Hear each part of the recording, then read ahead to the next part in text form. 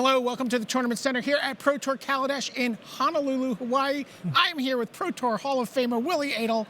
Willy, what did you bring to the tables here for these standard rounds? I brought like Jund, of course. Just kidding. I play like Head Green Energy deck, and if you play Magic Online in the last like 10 days, you probably know the deck. Like it's all around Magic Online, but it's surprising like didn't show up in any of the Star City Opens like 2 weeks ago. But the deck is like pretty strong, it's pretty good, and every single deck I try for this Pro Tour, I keep losing to this deck, and no matter what I did on the sideboard, I was still losing. So okay, I'll just play this. So I just take the last like 5 days in preparation to just fine-tune the deck, like having a good sideboard playing, because we have like a lot of bad matchups. So we have like something like, that's not super like difference, but like we have some spice, especially on the sideboard. Okay, so red-green Pummeler, for lack of a better name for this new deck. Let's take a look at some of the energy creatures here down at the bottom of your curve. Servant of the Conduit, Voltaic Brawler, and Long Tusk Cub.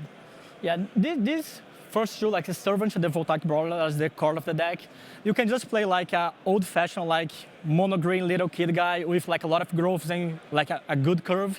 And sometimes you just win like this. You play a creature turn 2 and keep attacking for 4, like the Brawler, or the Cub, like it keeps like it becomes like super big, like very fast.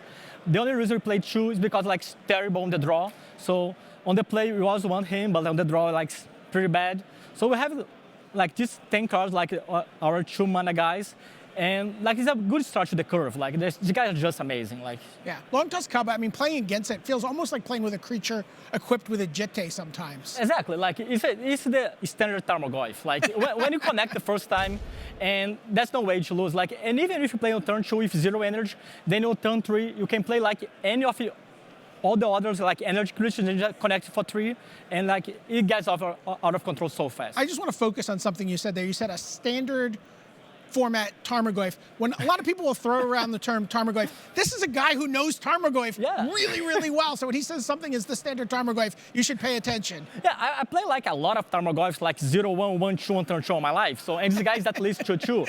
And it's super common to have like on turn 3 attacking for 4. So this guy is huge on the play, of course. On the draw, he gets a little shaky, but like it's a good like curve filler. Like I like him a lot. How important is Servant of the Conduit to being able to play 2/2 drops on turn 3? Yeah, the Servant of the Conduit like has 2. Of course, he adds mana, so you can like play like your Hydra, like your 4 drops on turn 3. But the best draw with him, like turn 2, Servant of Conduit, and on turn 3 you play a land and cast like the Pummeler, and you have like a land up to protect the Pummeler, and then combo out on turn 4. But you'll get to the Pummeler on the next slide. So let's take a look at some more of the cards in the deck. Let's take a look at a couple of the cards you mentioned. Electrostatic Pummeler, 4 copies. It's a 1/1 for 3 mana, but it doesn't stay a 1/1 for very long. No, it does not. Like the Pummeler, whenever you play the Pummeler, if you want tap with him alive, you probably just win. Like there's no way. You will see like very soon we have a lot of giant growth effects. Like you can just like pump the power of the Pummeler, and it's pretty common like to have at least 6 energy by turn 4. So you can double the power twice, and you can say, oh, but his power 1, so you can double twice and go to 2, then the 4. But imagine if you have like a giant growth, for example, just +3/+3 and nothing else. So it starts off 4, then go to 8, and go to 16. But even imagine if you have like a +4/+4, like a limited terrible card larger than life. You can just give +4/+4, double twice, and you give 20 damage. And that's how it works. Like of course you have like the Pummeler is the card in the deck that makes the deck resembles like a lot of the Infect deck that you just double strike and does a lot of damage. You can just kill off from nowhere, and that's what I like the deck the most. You can play like in 3 different ways. The first way is just like playing green creatures and growth like a little kid guy. The second one is like an Infect deck. You just play the Pummeler and untap and win. And the third way, you can just like play any creature and double strike for the win. Like you're playing like in chunks of damage and then just win from nowhere. So the deck's pretty powerful, and the Hydra is the glue that takes all together. If you don't have the Hydra, you will rely only on small creatures, but as soon as you land the Hydra, she'll be like hexproof on the turn she comes into play, and it's very likely she'll hexproof on the next turn as well. So you can just considering all your growths you have and the double strike, the Uncaging Fury, like the limited All-Star here, and Hydra becomes like the Abyss. Like every time you attack for her, they need to champion because they cannot take the risk of a double growth, like growth in double strike. And there's no, it's kind of fearless because she has hexproof, so you don't have nothing to fear when connect the Hydra. So the card is just great. And the last one is the Gear Hook. Like just one copy. Just one copy. Like he shouldn't be on the main deck, but like our play on the sideboard is getting bigger, and like we need a little bit some slots on the sideboard to do everything I want. So I moved some cards on the sideboard. It's not only the Gear Hook, like you'll see some more, to the main decks to accommodate the sideboard as much as I want. Okay, so let's take a look at some of the more of the cards in the deck here. So a couple more, still cards from a lot of Kaladesh cards in this deck. Yeah, it's pretty much a block constructed.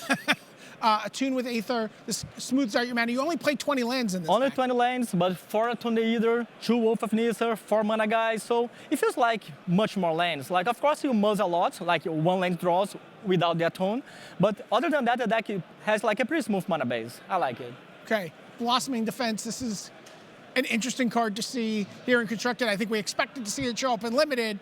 Yeah, this card is amazing. It's amazing Limited, it's amazing Legacy, I think in Infect or Modern or all the formats. And of course, it's amazing here. Like since we play pretty much Infect sometimes, it's pretty good to protect your creature and go all in with your growth.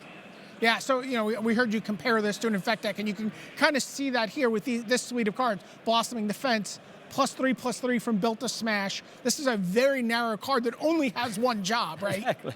Like, and the biggest job is to go on the Pummeler, give him trample, and just win off from nowhere.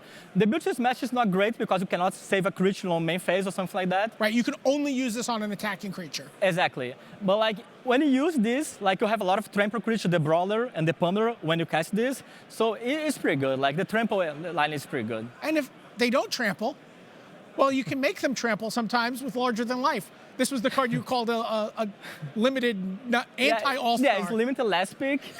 Like this deck has a lot of like limited stuff here. Like, every single card is pretty good, like, plays limited sometimes. Larger Than Life was the card that I like the least. Because like it doesn't feel like a card I would like to cast, but it's pretty important like for the turn 4, turn 5 skills. Right. So giving trample and +4/++ for the double for 20 damage is pretty important. Right. So you take your electrostatic pummeler, maybe you have 6 energy in play, you cast this, it becomes a 5/5, then it becomes a 10/10. 20/20. 20/20. But it's pretty normal to give more than 40 damage. Like it's pretty common. Like the deck is really busted. Like if people don't respect it, the deck is super good. And then this card, I guess, if you have an extra mana floating around, is super important. You start to try to go off with the pummeler, they try to kill it in response, and then Blossoming Defense. This card is just great. Like I think it's probably a mistake to print this because it's an improved Vines of Vastwood, which was a busted card in Infect, of course. Yes. And this card, I don't know, it's probably better. Like I love this card. Like it makes the deck tick. You get both sides of Vines of the Vastwood for just one mana. Yeah, exactly. Yeah. Like it's great. All right, so let's take a look at some of the maybe non-Kaladesh cards here. And we see Uncaged Fury. You really have gone, you've been digging through the draft leavings here. Yeah, the problem is like a year ago, like we have the Atarka Herald with Temur Battle Rage and Become Immense, and I had a deck, and I chose to not play the Pro Tour and play like another deck, and I regretted. Now I just play like a worse version of Temur Battle Rage. But like the card does everything you want. Like you want to double strike your big power creature, and the card is just great. The Rusher Adrenaline is not pretty common, especially on Magic Online. I've never seen anyone play it. Usually people just play like the 4 Built to Smash. But the trample line is pretty important when you're attacking for the Hydra. So I want another way to make the Hydra trampler, and it was pretty good. The Oath of Unisa is like the ponder of the deck, because like you're kind of looking for like the Hydra, the Pummeler, the mana guy on turn 1. And it also helps the become like the go big playing on after the sideboard. And with the Planeswalkers we have there, and Darling Card's another card like the Gear Hook that was in the sideboard, we will move to the main deck to make room the sideboard for everything. Like we don't know exactly what to expect in the new format, so you just like cover all bases, so you need to move like 2 cards to the main deck. Okay, so let's take a look now at the mana, how you pull this all together, and even in the mana base, we have ways to make energy, because energy is so important. This card is great. Like it's probably the best card in the set. Like people play like Tendo Ice Bridge in Modern, this card is just like a million times better, and this is just great. Yeah, and it works with some of the other things you're trying to do. Let's take a look at the rest of the mana base as you pull together. 9 forests, 3 mountains, 4 game trail. Again, we talked about this. Just 20 lands in the deck. Just not your normal number of lands. No. I will play like 25 or 26 if I need. Like that's the number of lanes I like. But this deck is pretty consistent. Like 20 lanes, like pretty much all of them comes in play untapped. Like you have 6 1-mana cards that like search for more lanes. And the deck is I like. Like the mana base is pretty clean. I see some people like playing Cinderglade, but that's not the card you want. Like you want all your lanes like coming on tap like as much as possible. And Cinderglade is just not what you want to be. And the mana base is pretty good. Like I like instead of Cinderglade, you have the Ether Hub. Yeah. No. Everyone Ether Hub is correct, but like some people like just throwing on some forests and mountains and something for Cinderglades. But like Cinderglades only comes in play untapped on turn 3. Like best case scenario, and like I need like making all my curve work, like 1 mana spell, 2 mana spell, 3 mana spells, and go from there.